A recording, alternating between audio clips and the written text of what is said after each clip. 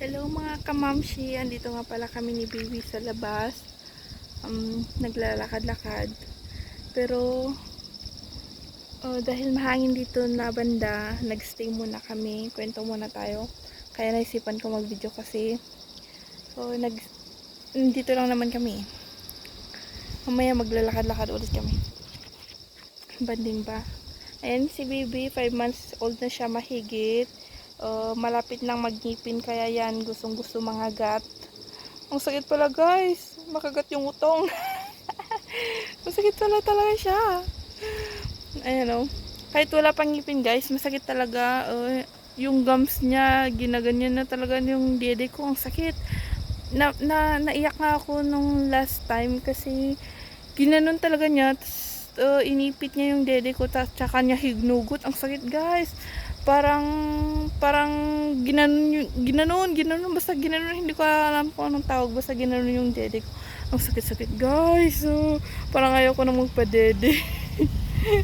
Natatakot na nga ako sa kanya pag nanggigigil siya na nagdedede, kaya ay, buti na lang 1 month pa, pwede ko na siyang pakainin ng mga pure-pure, kaya nagpaplano ako kung ano yung mga iluluto ko sa kanya. Sana malutuhan ko siya ng araw-araw at hindi na ako bumili ng mga natawag dito, mga Cerelac, ganun na para sa baby. Ayan, at mapakain na natin siya para less na ako magpadede. Kasi yung mga bata, kapag kumakain na sila, ginagawa na lang nilang ano tawag dito, parang less na sila magpadede, ginagawa na lang nilang pampatulog ng dede, o di kaya ginagawa lang na lang nilang pampaheli nila. Tapos nagdedede na lang sila pagkatapos nilang kumain kasi nga lagi nabubusog na sila sa mga mga food na binibigay natin. Kagaya ng puree, pag 6 months to 7 months pa lang, puree ganun, hanggang sa magbigay na tayo ng solid food kaunti-unti, hanggang pwede na silang kumain ng kahit ano. Pero ang balak ko dito sa batuting na to, tong bata na to, is no sugar, no salt siya hanggang 2 years old sana, ganun. Pero parang hindi ata matutupad kasi baka hanggang 1 year lang, kasi maiiwan ko siya sa bahay. Hindi ko naman alam kung magiging strict ba yung yung lola niya at papa niya sa pagpapakain sa kanya pag wala na ako. Kasi alam niyo naman kasi kapag baby, pag umiyak na yan, lalo na yung mga bata, nakakahabag ng loob, nakakagaan ng loob kung ano yung sinasabi nilang gusto nila, gusto natin ibigay na agad-agad sa kanila para tumahimik na ganun. Kaya hindi ko alam kung makakayanan ano ba yun? Sorry guys, makakayanan namin na no sugar, no salt siya hanggang sa mag 2 years old, or kahit mag 1 year old in a half, ganun, para din naman sa kaligtasan niya Kaya yun. Sana lang guys magawa natin. Ay, ang cute mo anak ko. Pero kasi guys, pag naiyak na yung mga bata kasi, kung minsan gusto natin tumahimik na, bigyan na lang natin. Pero sana umabay yung pasensya ko, kasi ngayon pa lang guys, hindi ko na nakakaya na, alam niyo yun, yung minsan na hindi ko na nakakaya magpa-breastfeed kasi nangangagat na talaga siya guys. Hindi ko na siya maintindihan. Naiiyak siya, napalitan ko naman na siya, busog naman na siya, matulog na lang yung gagawin, hiniheli ko naman. Pero pahabaan na lang talaga ng pasensya. Kasi kung yung bata yung pinag-uusapan natin, kasi pahabahan din ng awa, kasi minsan nakakaawa kasi yung bata naiiyak kasi lalo na kung nagtatantrums lang kasi may gusto siyang kainin, ganun, or may gusto siyang kuhanin, ganun, kaya naibibigay natin agad-agad. Pero hindi po yun maganda, wala po wala pong magandang dulot po yung pag-i-spoiled ng bata. Lalo na't alam naman natin kung ano yung consequence. Huwag na natin gawin. Magmukha na lang muna tayong masamang nanay. Ano masama ba yung strict? Gano'n na lang. Tapos sabihin natin, strict na nanay. Gano'n. Kasi yung nanay ko, dati hindi ko siya maintindihan, guys. Kasi parang strict siya na ewan, parang kaaway ko siya lagi. Pero ngayon na naging nanay na ako, naisip ko, ay, kahit pala ganun yung nanay ko, ginagawa niya lang pala yun kasi mahal niya ako, kasi ano tawag dito, kasi anak niya ako, ganun. Kaso nga lang, meron pa din yung sa isip ko na sobra naman yun, guys, ganun. Pero okay lang, tao lang naman tayo eh. Baka kaya ngayon is iniiwasan ko yun na iniwasan ko sa sarili ko na sana wag akong magagalit sa anak ko na hindi ako makakapag-explain, kasi yung nanay ko hindi kasi siya nag-explain pagkatapos niyang magalit minsan, yung parang lalo na nung naging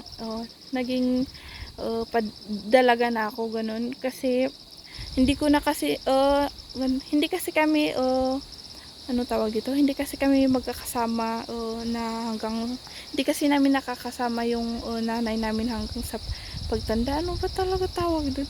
Yung ako kasi self-supporting ako, kaya hindi ko lagi kasama yung nanay ko. Yun pala yung tamang term. Hindi ko po laging kasama yung nanay ko kasi tumitira po ako sa ibang bahay noon. Kaya hindi ko siya masyadong maintindihan dati. Kaya sa pakiramdam ko dati, lagi ko siyang kaaway. Kasi yung sinisik ko is, kakampi ko sana siya kahit mali ako.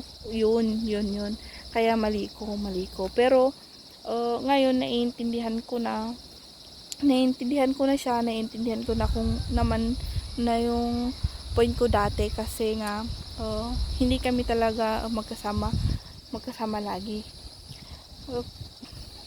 Kaya yun yung iniiwasan ko na mangyari sa anak ko, at sana nga maging mabuti tayong nanay, kasi wala namang perfect na nanay, di ba? Uy, love ko yung nanay ko. Yan.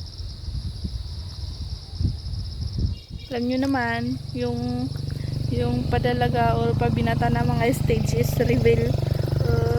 Yan, ano tawag doon, may pa-reveal thoughts tayo minsan. Kaya yun pinagsisisihan ko yun, kasi lagi kong iniisip dati na baka ano tawag doon, baka hindi niya ako love, ganun guys. Kasi wait lang nak, kasi kakauwi ko pa nga lang sa bahay, hindi naman kami laging laging magkasama. Pagalitan pa niya ako, ganun kasi yung isip ko dati. Pero ngayon pero nung unti-unti nung tumanda na rin, naiintindihan ko na din yung nanay ko. Tas lalong na ngayon nagkaanak na ako. Yun pa, ganito pala. Tas ngayon lalong na ngayon naging nanay na ako, yung isip ko na is ganito pala maging nanay. Ganito pala yung feeling na isipin, kahit bata pa tong anak ko, iniisip ko na ano kaya magiging future ng anak ko, paano ba yung gagamitin niya, ganito ganyan. Marami na akong worries, marami na akong connotation na paano kung ganito ganyan, ganun. Yung nanay ko, bilib na bilib ako sa nanay ko, kasi tatlo kami, single mom siya, kasi magang namatay yung tatay ko. 10 years old pa lang ako nung namatay yung tatay ko. 8 years old ata yung pangalawa kong kapatid. Tas yung bunso namin 4 years old pa lang siya nung namatay yung tatay ko. Nasa elementary pa kaming lahat. Yung bunso pa namin, ano tawag dito, na hindi pa nga ata siya hindi naglalakad na din kasi 4 years old. Hindi pa nga ata pa siya ano tawag nun, yung wala pa siyang kamuwang-muwang, ganun. Kasi 4 years old, may malay ba yan? May malay pa ba yan sa mundo? Kung wala na siyang tatay. Wala pang ganung isip nung 4 years old. Ako pa nga na 10 years old is iyak-iyak ako, pero nakakatulog pa rin ako sa gabi nung namatay yung tatay ko, kasi nga parang yung isip namin, wala pa kaming worries nung mga nung bata pa kami. Pero yung nanay ko, isipin nyo, 3 may naiwan sa kanya. Paano niya bubuhayin yung 3 niyang anak? Puro babae pa naman. Ayan. Kaya, nagkawatak-watak kami. Ano tawag dito? Pinag-aral niya ako sa ibang lugar, nakitira sa ibang bahay, pero sinusuportahan pa rin naman niya ako ng allowance. Yun nga lang, kailangan kong makitira para libre yung libre yung titirhan ko, tas yung pagkain ko. Pero yung gastos ko sa eskwelahan, yung baon ko sa eskwelahan, kanya, tito ko yung tinirahan ko dati, kanya lahat. Tas yung pangalawa kong kapatid, nung naging high school din siya, ganun din. Pero hindi yun nagtagal, guys, kasi 3 years lang ata ako nakitira sa ibang bahay. Umuwi na din ako kay mama kasi ano tawag dito, nagkaroon ng mga problema. Hindi ko na masasabi kung ano yung mga yun. Tapos nagkaroon ng COVID-19, naging pandemic. So 2 years kaming nagkakasama doon kina mama, kasi nung pandemic, yun, sinulit ko talaga na hindi tumira sa ibang bahay. Pinili kong tumira doon kina mama tsaka sa bunso namin. Pero yung kapatid ko, yung tinirhan niya kasi is kailangan siya, kaya hindi siya nakalis. Doon siya hanggang matapos yung COVID hanggang umuwi na din siya. Nung college siya, si mama na yung nagparal sa kanya.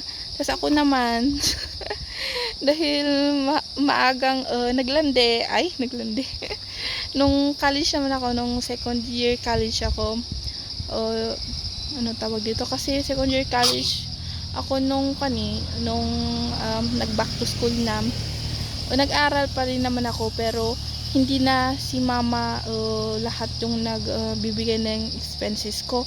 Nagbibigay na din yung tatay nito. Itong baby na to.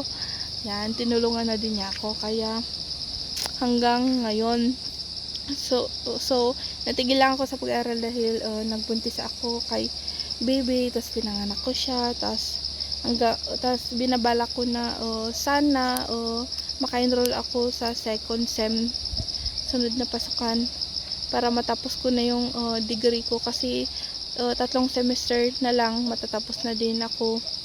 At sana nihiling ko kay Lord na matapos ko, kasi sayang naman kasi madami na din naman akong sinakripisyo sa pag-aaral ko.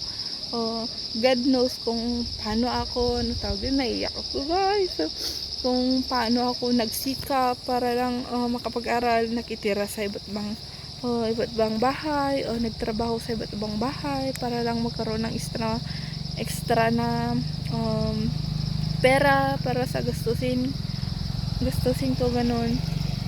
Tapos nasubukan ko nga ano tawag dito, nagkatulong buwan-buwan nung pandemic, kasi pero ilang buwan lang naman yun, kasi nga umuwi ako kina mama. Pinili kong umuwi doon nung nag back to school na online. Nung online pa lang, iba yung back to school na normal, yung nung second year college. Pero nung grade 12 and first year college, yun, online, guys. Andun ako yung 2 years na yun, kasi sa tingin ko matagal-tagal yung COVID is 4 years. 4 years ata yung COVID is na lockdown ganyan, online ganun, tas walang pasok. 4 years ata yun or 3 years. So nagtrabaho ko ng 6 na buwan, nagbuwanan ako, then umuwi ako, nag-aral ako online, then nag back to school ng normal na talagang papasok na kami sa school. So yun guys, ang hirap talaga kung may pangarap ka tas naglalandi ka. Ay, charis. Pero okay lang, basta may baby akong ganito ka cute. No, baby ko, mo.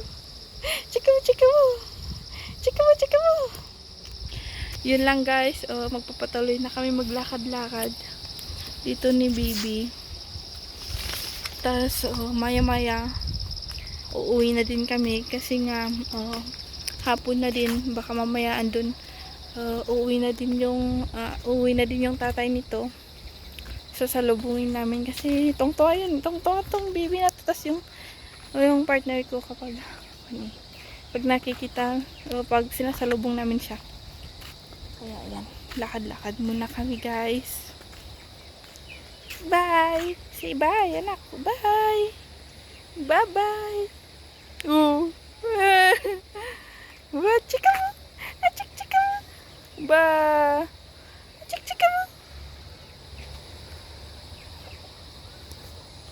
Ba! Chika mo! Chika mo! Chika mo! Chika mo!